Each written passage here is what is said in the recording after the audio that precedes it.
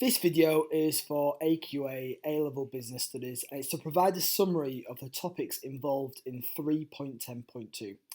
So the specification, what it expects as of the date of May 2023, is to understand how to manage organisational culture. And we are going to focus on two theorists. We're going to be looking at Handy and we're going to be looking at Hofstede in this video. So let's begin with Handy. So Charles Handy. He served as a professor at the London Business School and is known for his work on organisational culture. So in the AQA specification, we're going to look at 4 organisational cultures which he considered and wrote about, and that is task, role, power and people. So the illustrations are provided by AQA and they may just provide a glimpse of how the structures work. But what we're going to do is we're going to look at each individual one, starting with power.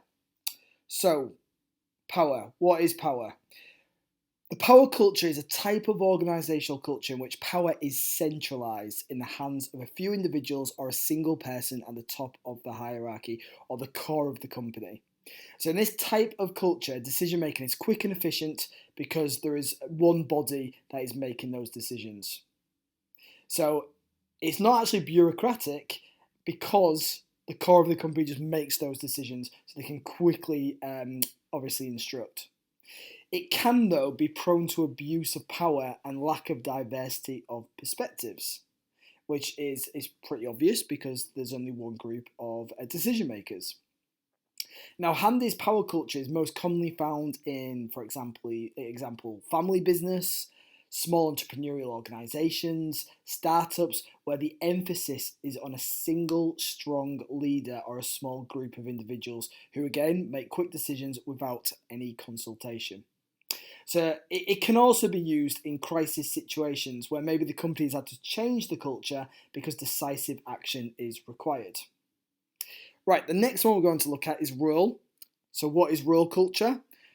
Role culture is typically found in bureaucratic organisations. So that could be government departments or large corporations. It's characterised by clearly defined job roles and responsibilities with a focus on rules, procedures, and again, that formal hierarchy. So decision making tends to be centralised and top down, and it's based on established protocols and guidelines. So this culture type is often associated with stability and predictability, but it can be criticised for being too slow to adapt to change. So quite mechanistic in that. Then we're going to look at task culture. So task culture is characterised by a focus on getting the job done through collaboration and teamwork. So organisations that prioritise productivity, efficiency and innovation. So examples include maybe savvy startups, quite creative companies, research and development teams, project-based organisations. And I suppose the real benefit of a task culture is that increased productivity, that faster decision making, more innovative and creative work environment, and you're getting experts from different fields working together. Right, the final culture is a person culture. Now, a person culture, it's all about the individual. The individuals are more important than the organisation itself. So people come together just simply to pursue their own interests rather than the goals of the organisation. So as a result, person culture is typically found in organisations where individuals have a high level of expertise or skills. So that's, for example, like professional firms or academic departments. So when we're looking at examples of organisations with this type of culture, it might be in universities, with quite prestigious lecturers. It could be in law firms with partners. It could be medical practices with, I don't know, your superstar surgeon. They believe that they are more important than anybody else, whether that's an organisation, a company or a team. It's all about them. Right, so Handy's experiences were with a wide range of organisations in both public and private sector. Now, one of the theorists that I mentioned before, and this is Hofstede. Hofstede conducted a comprehensive study of how values in the workplace are influenced by culture. So his research has been really influential in the fields of international management and intercultural communication. So Hofstede's national culture research was based on a large-scale survey of IBM and their employees across different countries and regions. So the survey was actually conducted on 2 occasions, in the 1970s and again in the 1980s, and it included questions on various aspects of organisational culture, and that included the ones that we're going to focus on in this video, which is power distance, individualism versus collectivism, masculinity versus femininity, uncertainty avoidance, long-term versus short-term orientation. Now, the results of the survey were analysed to identify patterns and differences in cultural values and practices across countries and regions. And what was interesting about what Hofstede found was actually often when companies were multinational, when they were in that country, in that region, they tended to adopt the culture of the country rather than maybe the culture of the company itself. So, let's have a look at the different cultural differences. So to begin with, we're going to focus on power distance. Now, power distance refers to the extent to which people in a society accept and expect that power is distributed unequally. So Hofstede's research showed that some cultures tend to have a high power distance, where there's just simply a greater acceptance of unequal distribution of power, while other cultures tend to have a low power distance, where there is a belief in equality and they have a tendency to challenge authority. So Hofstede found that countries with a high power distance tend to have a hierarchy structure where people in authority are expected to be treated with respect. And in these cultures, people may be less likely to question authority or challenge the status quo. So it'd be probably more likely to be a planned economy. So resistance to change, as I said before, would be at a minimum. And in high power distance, cultures in terms of decisions will be made by those in authority. So if we think about other theorists and other topics across this A-level spec, we could think about Tannenbaum and Schmidt in 3.2. And companies that would work well in high power distances would be maybe those with a tell style of attitude in their leadership.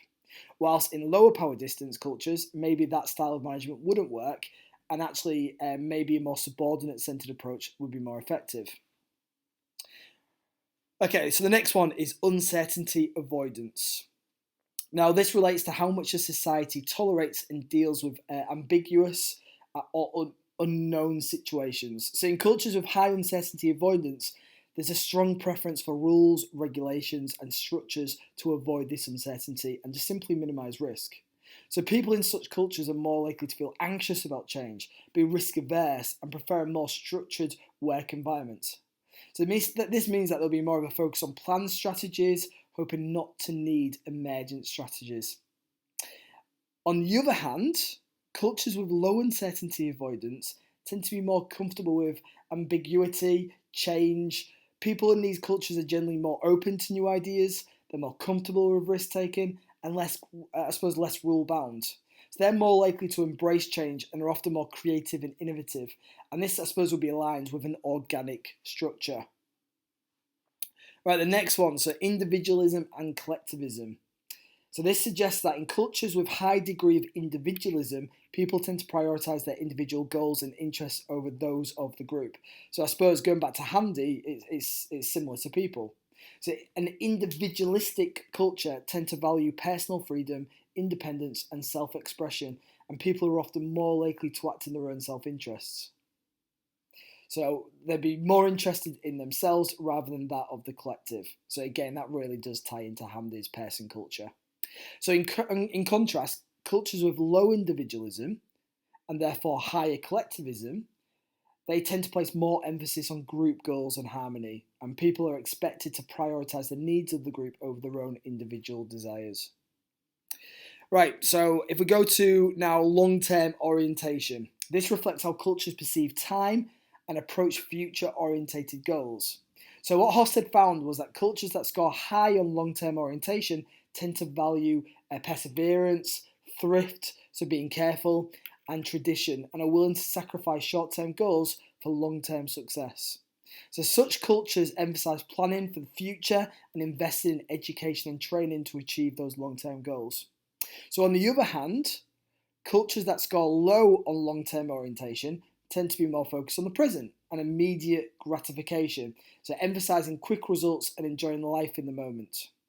They may not place as much value on tradition or in investing in the future. So examples of high long-term orientated cultures would include Japan, China, South Korea, whilst low long-term orientated cultures would be more likely to be the US, Canada, and most of Western Europe. Right, the final one is masculinity. So Hofstede found that masculinity refers to the extent to which a society values traditional masculine traits. So that includes competitiveness, assertiveness, and achievement, as opposed to traditionally feminine traits such as cooperation, modesty, and caring for others. So in more masculine societies, people are expected to be ambitious, focused on material success, whilst in more feminine societies, people are expected to prioritise relationships, quality of life over work, and career success. So his research on national cultures can be useful in business studies as it provides insights into how cultural differences can impact business operations and management practices in different countries. For example, it can help businesses understand how to approach communication, leadership, decision making, and negotiation with people from different cultural backgrounds. So by recognising and adapting to cultural differences, businesses can improve their chances of success in those international markets and just simply avoid cultural misunderstandings that could harm their relationships with customers, partners, and also employees. So this research wasn't just about, I suppose, internal stakeholders of employees. You could also adapt it and apply it to external stakeholders as well.